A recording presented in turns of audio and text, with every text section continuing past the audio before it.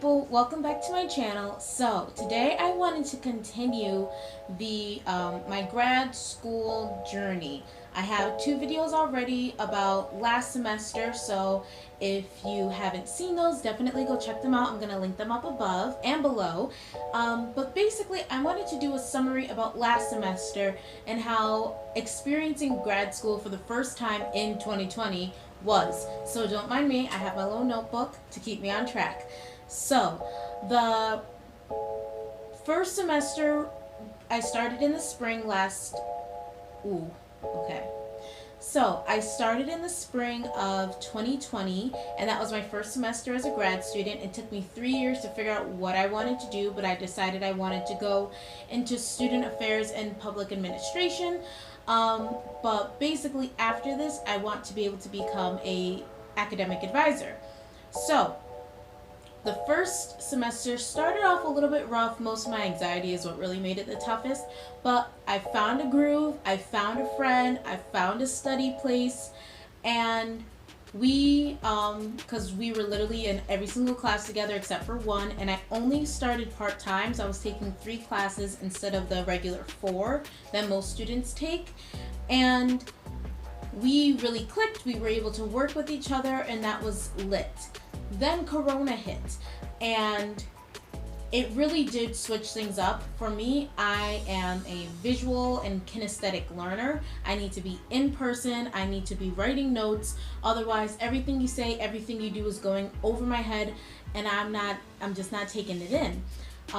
So now having to do school through a screen was extremely tough just for me to adjust, but I did make it through.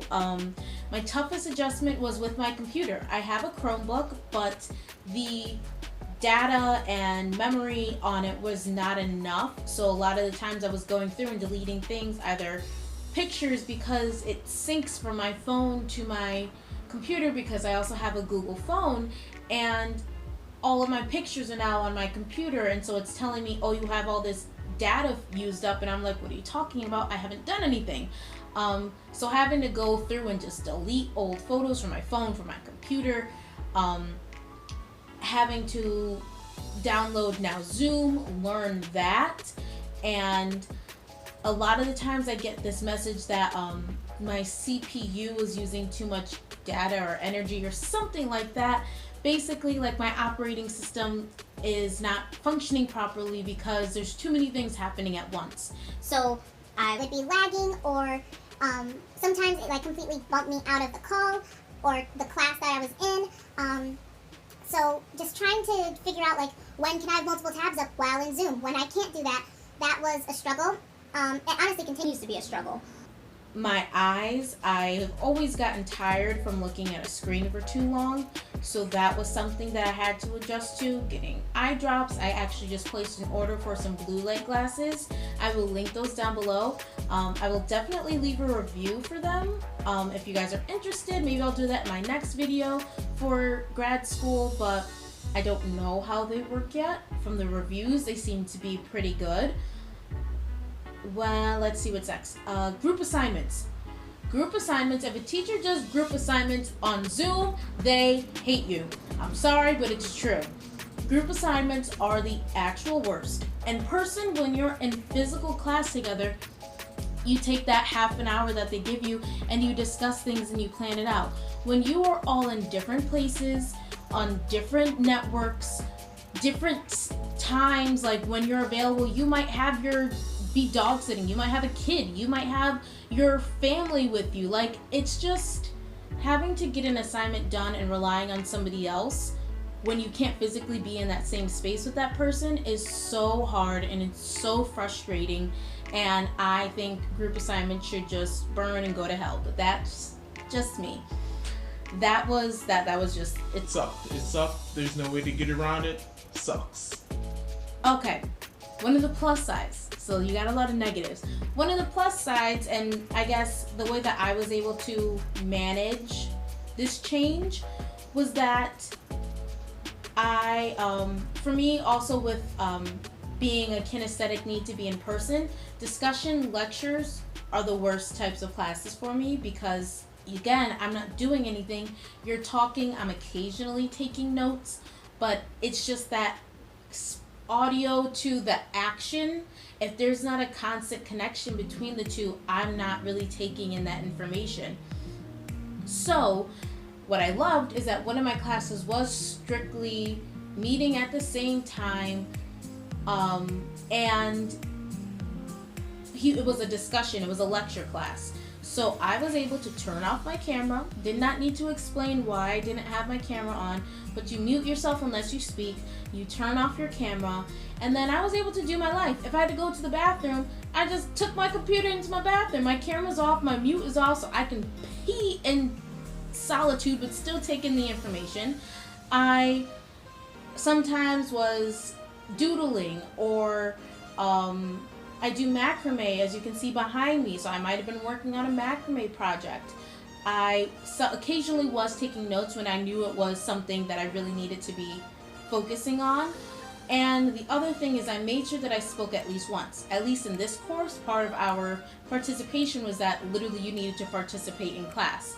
So when there were discussions, I was like, oh, I know what I'm going to talk about. And you do all your notes and your assignments and whatnot before class. So when you get to that topic, you just start it in your notes and you say, okay, when we get here, I know I'm going to speak on this. And you do. Or something just gradually comes up in the conversation and you're like, oh, I actually have an opinion on that.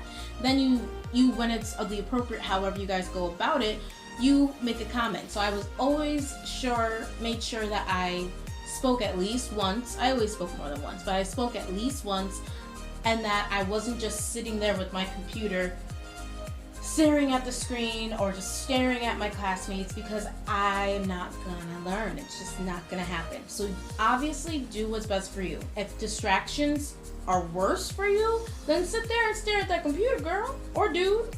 Sit there and stare and take notes. But for me, I needed to be active.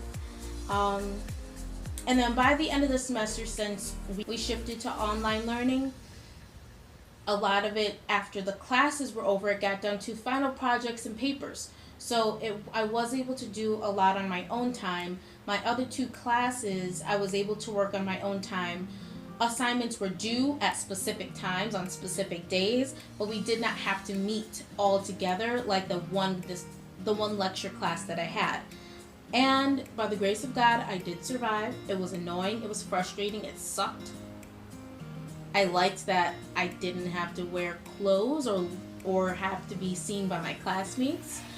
But besides that, I was not a fan. So moving into this semester, we are still online, people. Yes, I have one class that is being split between online and in person, and it's going to meet in person every other week up until Thanksgiving break. So for that, obviously mask and whatnot, but I'm not even going to focus on that. My thing is I needed to come up with a plan to approach this semester in a better format, because now I am a full-time student, so I'm taking 4 classes instead of 3. I'm also a full-time employee of the college, which means that I'm working 20 hours a week on top of my classes. So it's a lot.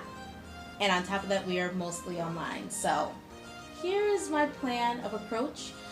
By the way, comment below if you are also in this shift of either starting out as a freshman, either undergrad or graduate, and you're just in this shift of learning online that you're not used to, or if you have also had to come up with a plan to approach this semester, since this is nothing like, at least for me, nothing like anything I've ever had to do. So, my first plan of attack was meal prep, because food and I, we have an interesting relationship. You can check on my weight loss journey videos. I'll link those above and below too. But I wanted to make sure that, number 1, I was eating, number 2, I was eating well. So, I went through my YouTube. I have a food playlist. I have a food playlist, and I went through and found some healthy recipes. I went through my Pinterest, and I just started to pick and choose just ones that seemed to be tasty to me and also appear to not have too many ingredients, so I can keep my costs low for grocery shopping. And I came up with that list, and then I just wrote down my all the ingredients, and I starred the ingredients that I still needed to shop for. So that's how I'm doing it for this specific week. For the following weeks, I will refer back to that list that I made, and I will just check and see, okay, here's what I've already done. What am I interested in trying this week? And I just want to make sure that every single week I am prepping for the week ahead. Some things I might even do for 2 weeks. So it might be I make like a casserole or some dish, I freeze half of it, and I eat that first half for that week, and then I take it out the freezer and have it already prepared for the next week. That's just, I'm always going to be thinking ahead, because I don't ever want to get into that point where I don't know what I'm going to eat, because then I know I will find garbage. If it's not in my house, I will go out and find it. So yes, there's that, my meal prepping. And I also wanted to make sure that I had mapped out a time to eat with my boyfriend, because my work schedule with my school schedule gives me like 2.5 hours in between the day for me to be with him and just for me to just be and not be doing something.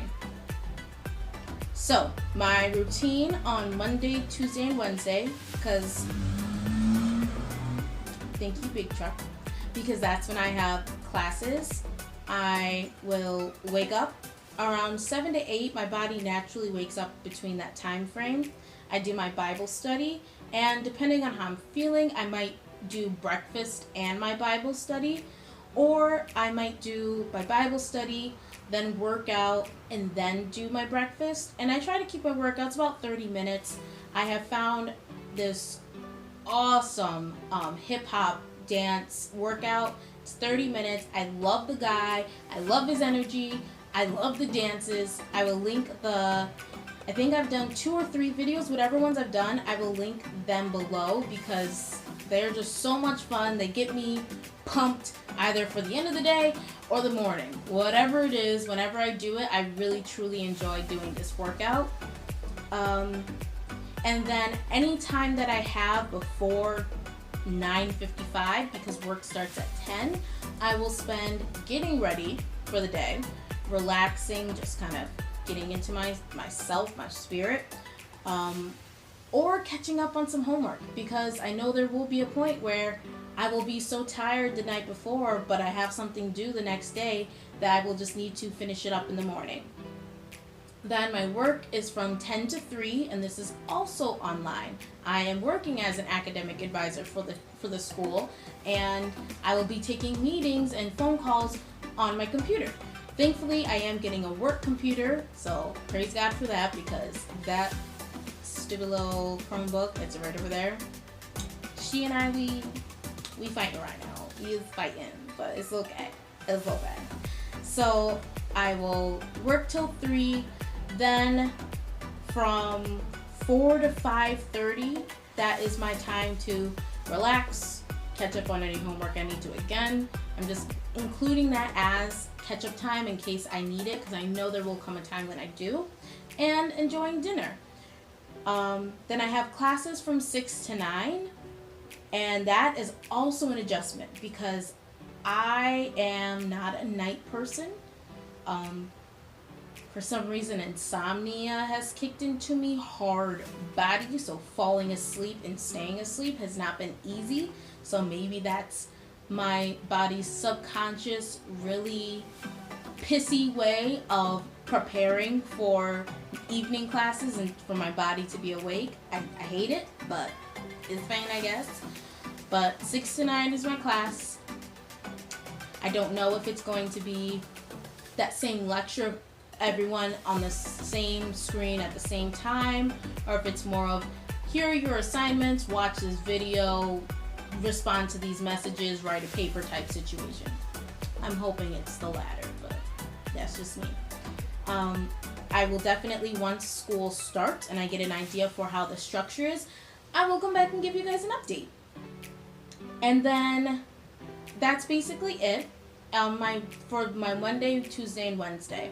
On Thursday and Friday, I will be doing about the same morning routine, waking up 7 to 8, Bible study, workout slash breakfast slash catch up slash relax, and then work from 10 to 3. And then I have the rest of the days on Tuesday and Friday, because I don't have classes, Thursday and Friday, to relax.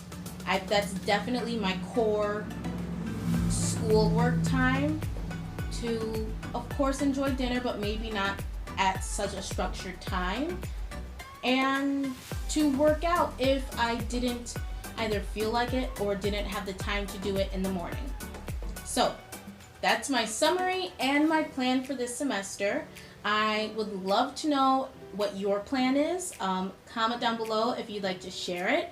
And if you like this and this video, you like just hearing about my experience, and if you want to share yours, or if you just want to hear more about mine, please subscribe, give this video a thumbs up, and I will definitely keep doing that, because this is a really weird time that we're in, and there's no book on how to do it. But my hopes are that documenting my experience will either just be relatable to you, to make you feel like you're not going through this alone, you're not crazy, because we all are feeling it, or to help you in the future, because school is going to be something that you're going to be approaching soon. So thank you so much, and I will see you in the next one. Bye!